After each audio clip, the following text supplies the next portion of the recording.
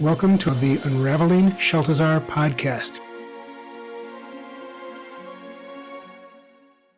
Well, good afternoon, everybody. It's afternoon here where we're recording. This is the second episode, I guess, of the podcast Unraveling Shaltazar. I'm here with my good friend and co-conspirator and collaborator, Jeffrey Eisen. Welcome, Jeffrey. Welcome, Mark. Thank you again. I really enjoyed doing our first introductory episode of this new series, and I'm looking forward to what you're going to throw at me today. Sure. Well, yeah, I'm excited to get underway here. So, the Shaltazar message that I picked for today's episode is called "Now Here." It was recorded back in 2017, according to your liner notes, during a full moon. So, probably had some interesting energy attached to it. And the part of the message that I wanted to direct you to and to have you discuss today is in the second paragraph. It says, "You see, it is the mind that gives you the impression that time is linear. Past leads to present, and present leads to future. But when you drop the mind, you also drop the linearity. The concept of time is unknown to that part of you that feels.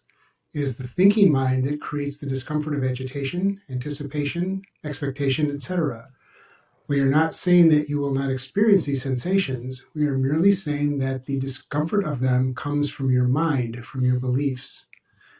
And we've had a couple of conversations lately. The other podcast we do, Dissecting the Wisdom of Shaltazar, we kind of got on a time discussion during our last episode. And so I thought this was maybe kind of an appropriate conversation to have on unraveling, because this speaks directly to that whole idea of time and linearity. Yeah, it sure does, and certainly the present moment is not a new concept in spirituality. I think Eckhart Tolle was someone that really spoke very well to that in the power of now. But no matter how much we discuss the present moment, it is a difficult concept because we often listen to these discussions, we read the books from the mind, which, as Shaltazar pointed out, is where the linearity is. And so how do we transcend that time? How do we transcend our attachment to that time when we are thinking human beings? And I believe what Shaltazar would say is that we need to let go of the mind.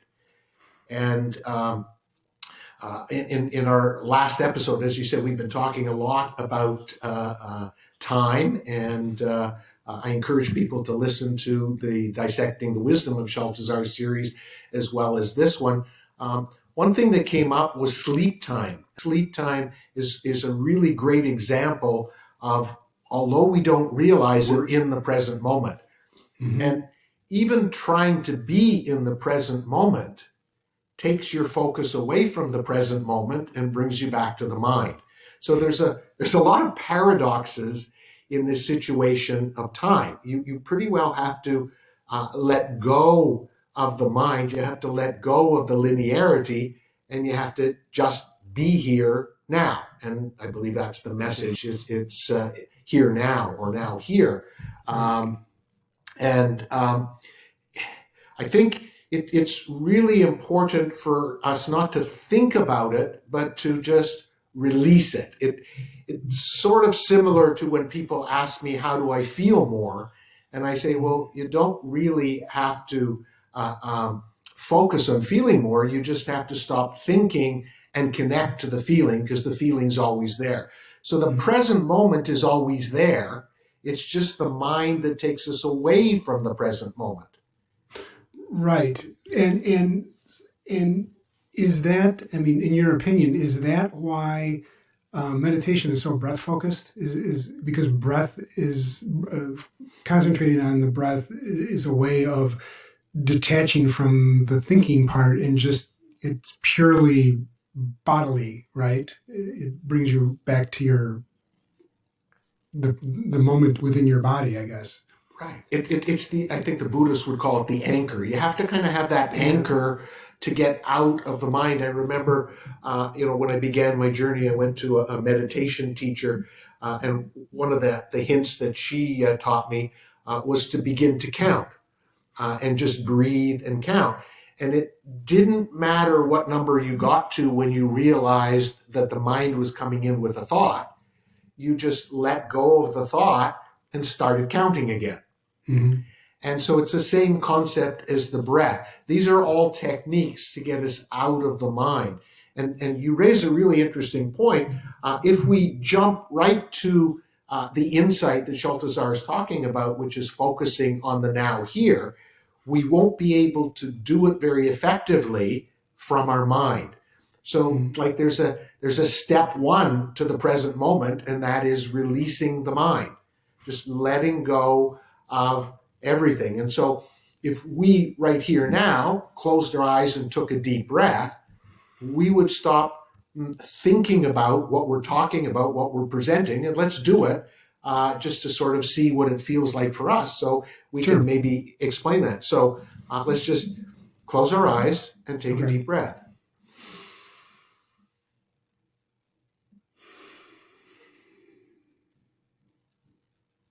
One more time.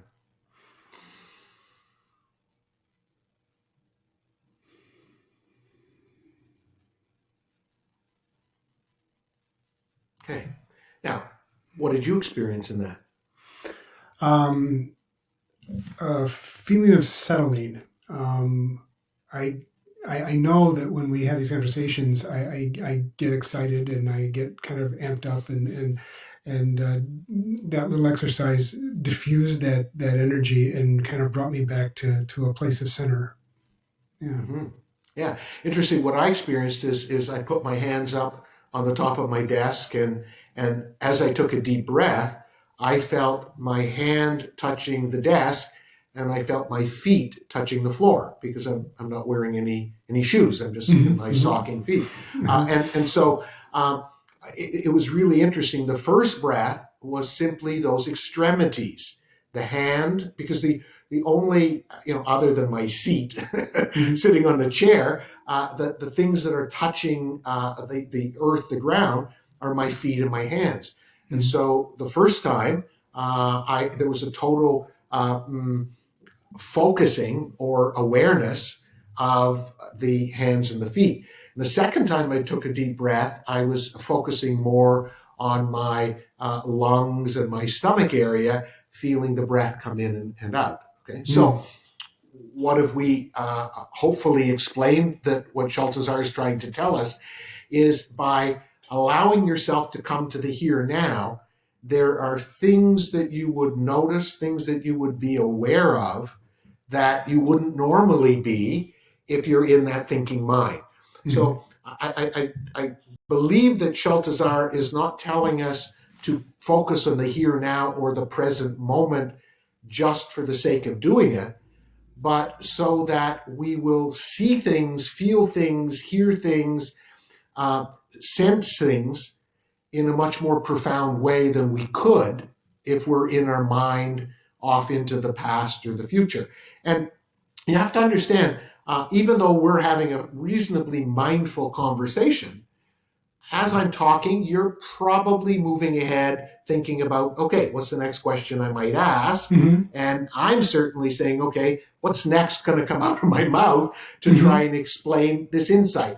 So even though that future is like a few moments away, I'm still not nearly as present focused as I was when we took our deep breath and I felt my hands on the desk and my feet on the floor. And so, and I think the other thing that comes up for me in this, Shaltazar often encourages us to get in touch with our feelings. And the only way to get in touch with our feelings, I truly believe, is to stop the thinking. So if I would have stayed, or you would have stayed in that timeless moment, or in that moment that's focusing on the now here, and you actually did, you described the feeling of peace that you had, right? Whereas when you were talking, the opposite of the excitement that maybe you had wasn't as prevalent, was it? Because you're busy talking, right? Right. So just that stopping and moving to the present moment, to the now here, allows you to connect to your feelings in in a better way, in a more self-aware way. And Shaltazar has said often that feelings are truth. So Hmm. by going to the now here, there's this other benefit of connecting to truth, Sure. which is kind of neat. Make Sure. sense? And do you so as I'm listening to you, do you equate that feeling of truth, the idea of perhaps divine guidance and intuition, they all kind of sound similar to what you just described. Do you see them all kind of as different names of the same thing, Yes. or are they different from each other? Yeah. No, I believe they're all the same thing. Okay. When it comes to truth, and we've done some interesting series, it's interesting. It just reminds me of how much we've done, and I do hope the listeners appreciate, because Mark and I just love sharing this stuff, with the listeners.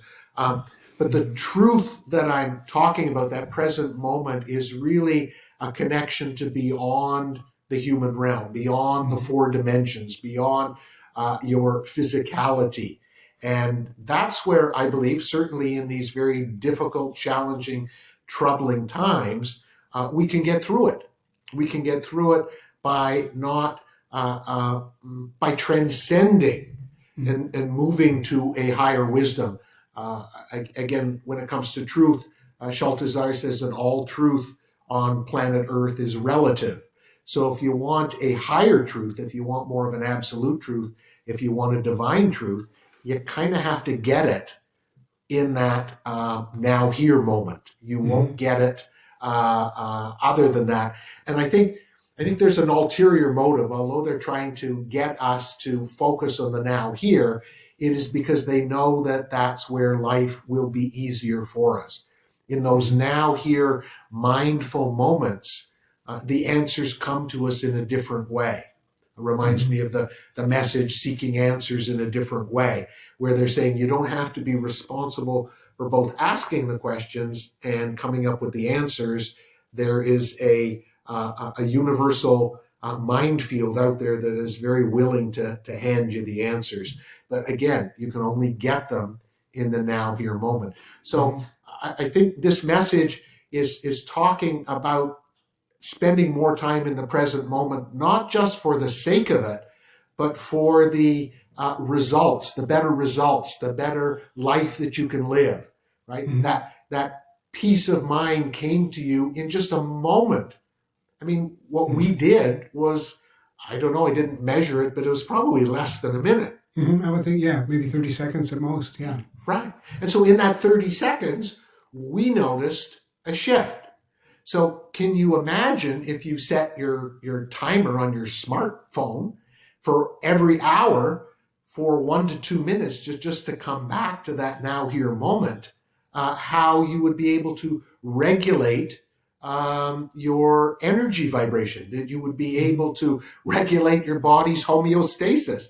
Mhm. The anxiety would disappear for one moment, right? And Mhm. and and I think that's really important, that if you don't do something for stress, anxiety, frustration, if you don't use the techniques, and meditation is certainly one of them, Mhm. I think what we're talking about is just peeling the layers back on meditation. Meditation is about getting you in that now here moment. Mhm.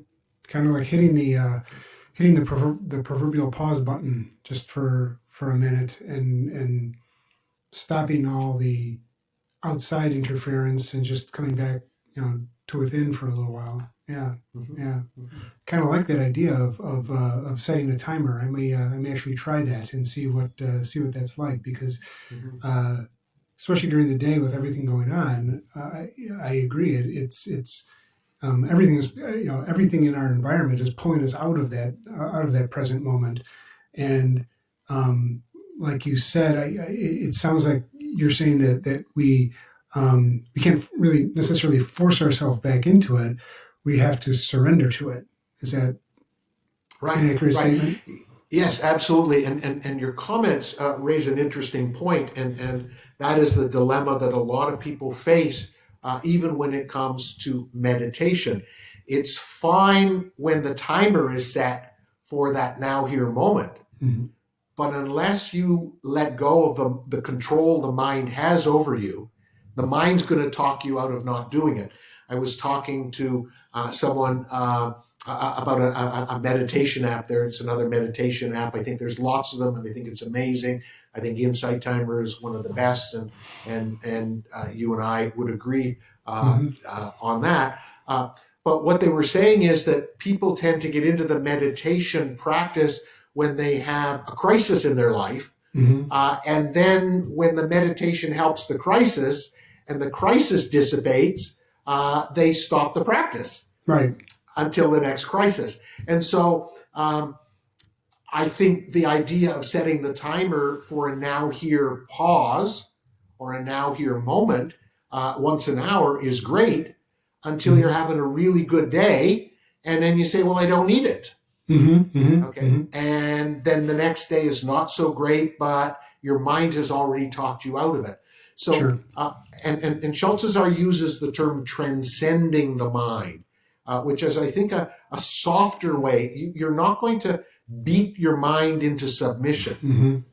I think you, in a very loving way, you have to nurture and encourage your mind to let go Mm-hmm. so that you can move to this now here moment, which is really much more of a sensory experience.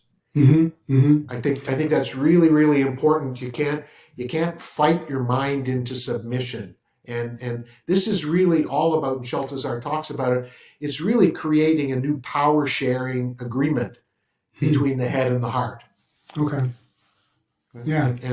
And so the now here moment exists in the heart, and the future and the past tends to be very prevalent in the The mind. mind. Right. And if the mind is operating 80 or 90% of the time, then you're missing out on that journey of life. And so what Sheltazar is encouraging us to do is shift that power balance a little bit. So maybe 30, 40, 50% of the time, you're really stopping and smelling the roses. You're really tapping into how you're feeling. You're really having access to the intuition and the sixth sense and the truth and all of those things. And Mm-hmm. what's really important to realize is that what Shaltazar is telling us as we take a particular message, it's I mean, our linearity in our mind wants to be able to unravel a particular message or a particular quote. But this body of wisdom is meant to be taken in its totality. Mm-hmm. And so it's really important to realize that it's not just this now here. This now here then relates to feelings. Then that relates to truth. Then that relates to all kinds of other insights that Shaltazar is talking about. And I think they give it to us in more of a piecemeal way because that's how we can handle it. Mm-hmm. But the idea, I truly believe, if people are willing to take the time and listen to these messages and listen to our series, this one, Unraveling, and also Dissecting the Wisdom, you start to get a totality of it.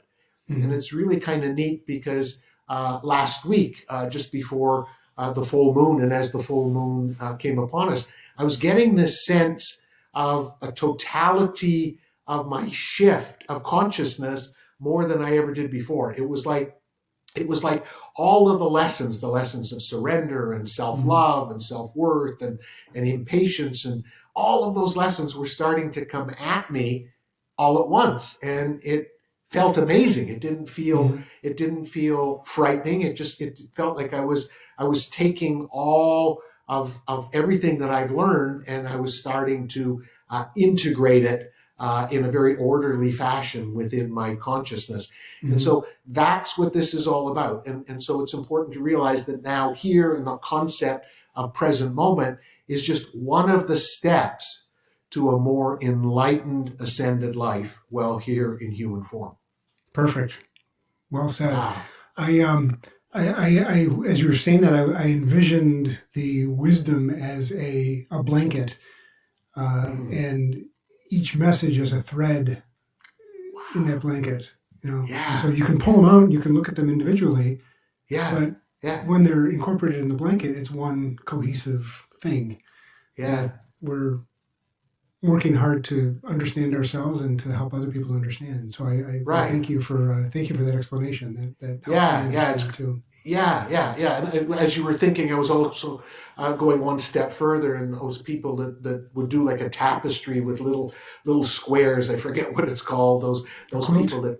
Yeah, right, a quilt, Hmm. and each square is sort of a picture or a different color, and that's one of the insights. And individually, you could sort of stare at that Hmm. little piece of the quilt, just like the thread, but together it makes this beautiful, warm, loving blanket. And Hmm. so, thank you for that image. As we continue to embark on this series of Unraveling Shaltazar, you're going to be bringing forth those little pieces of the quilt. We're going to unravel them, and hopefully, the listeners are going to be able to put it all together in this very supportive, loving, nurturing quilt. Right. Exactly. And I know we're getting to the end of our time, but we do want to encourage the listeners to, that are familiar with the material or that have perhaps read or listened to a message and maybe have a question about it, to send you those questions, and then we'll make those topics of future podcasts. Absolutely, absolutely. Please do so, Mark. You're doing a great job. Looking through the messages to find things that we can unravel. But we're here to serve the listeners. We're here to serve humanity, and so we would love to hear from you. What are your questions? Have you ever listened to one of the messages of Shaltazar? Have one of those insights really kind of boggled you a little bit? Please send it in, and Mark will ask that question of me. Yep, be happy to. Very good. Excellent. Well, thank you, Jeffrey. Thank you for taking the time and for engaging in the conversation as always. And we'll look forward to what the next episode brings. Thank you so much. You've transitioned into the role of host fantastically. I'm extremely impressed. I think it's really kind of neat. And I will tell you, listeners, it's really amazing the serendipitousness of Mark and I coming together and doing so much work together. Your soulmate, your friend, your collaborator, as you call it, co-conspirator. They're out there. Find them, because what we're doing is so much fun and so enjoyable. So thank you, Mark, for doing this with me. You're welcome. I enjoy it. Thank you. If you have any questions about the Master Teachings of Shaltazar, we invite you to submit them to Jeffrey at jeffreyeisen.com, and we will make your question the topic of a future episode.